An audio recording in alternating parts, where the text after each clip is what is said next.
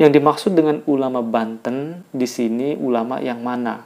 Karena di dalam video ini tidak ada tokoh di Banten yang besar, tidak ada juga ulama besar di Banten yang muncul dalam video ini. Jangan sampai masyarakat ini dipaksakan untuk taat hukum, tapi aparatnya melanggar hukum, gitu. Kedua, menuntut pembebasan Ustadz Farid Ahmad Okbah dan Ustadz Ahmad Zaid An-Najjar dan Ustadz Anung Al-Hamad karena ketiganya bukan teroris. Beliau bertiga adalah ulama, pendakwah yang dikenal santun, memiliki banyak murid dan telah banyak berkhidmat untuk melayani umat.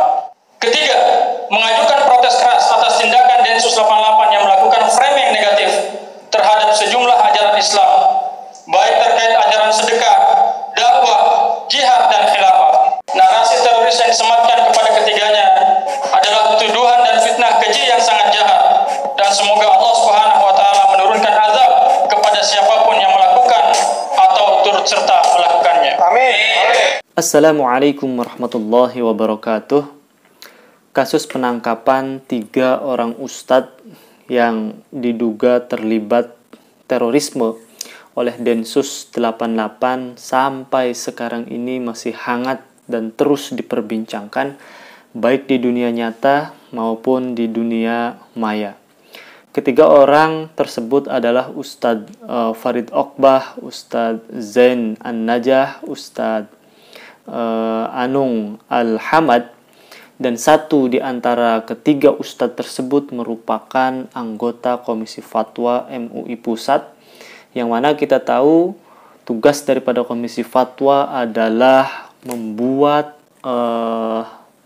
istinbat al-hukum, membuat ketentuan hukum terhadap tragedi-tragedi yang sering terjadi di Indonesia, namun sebelumnya tidak pernah dijelaskan oleh para ulama. Dan tugas daripada Komisi Fatwa adalah membuat fatwa untuk seluruh masyarakat Indonesia yang beragama Islam.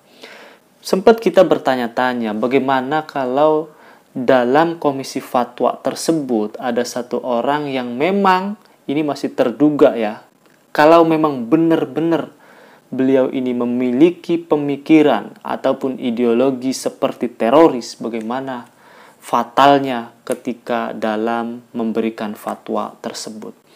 Oke, dalam video di awal yang sudah saya tampilkan tersebut, yaitu video diupload oleh channel Mimbartub, yang mana judulnya adalah Membara. Kini ulama Banten turun tanggapi kedzaliman Densus 88. Kalau kita melihat judul daripada video ini lumayan viral, banyak ditonton. Kalau kita melihat judul dari video ini, seakan-akan kita terframe bahwa yang ada di dalam video ini adalah para tokoh, para ulama-ulama besar yang ada di Banten. Namun ketika saya melihat full dari awal sampai akhir, video ini kurang lebih durasinya 32 menit. Ini tidak ada ulama-ulama yang besar ataupun tokoh-tokoh hebat di Banten yang muncul di dalam video ini. Jadi video ini disetir oleh KPAU, yaitu Koalisi Persaudaraan dan Advokasi Umat Se-Banten Raya. Namun judul dalam video ini adalah Membara. Kini ulama Banten turun tanggapi kedzaliman Densus 88. Nah, yang ingin saya pertanyakan dalam video ini adalah di mana ulama-ulama Banten yang hebat-hebatnya? Kenapa mengambil judul ulama Banten tetapi di dalam video ini tidak ada ulama-ulama hebat di Banten?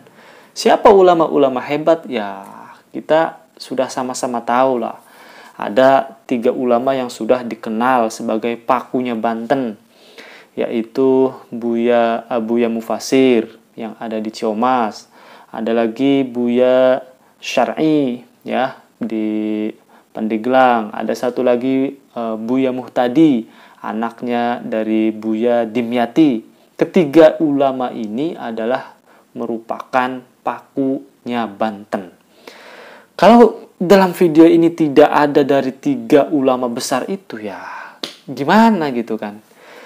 Terus kalau kita melihat apakah ada ulama-ulama NU-nya, ya, dilihat dalam video ini, saya perhatikan tidak ada juga ulama-ulama dari PWNU Banten, seperti Kiai Haji Bunyamin, ya, ketua PWNU, Kiai Haji Ahmad Tajuddin, sekretaris dari PWNU, dan seorang hafizul Quran dari Banten pun, yaitu Ustadz Haji Mukhtar Fatawi, tidak ada juga dalam video ini.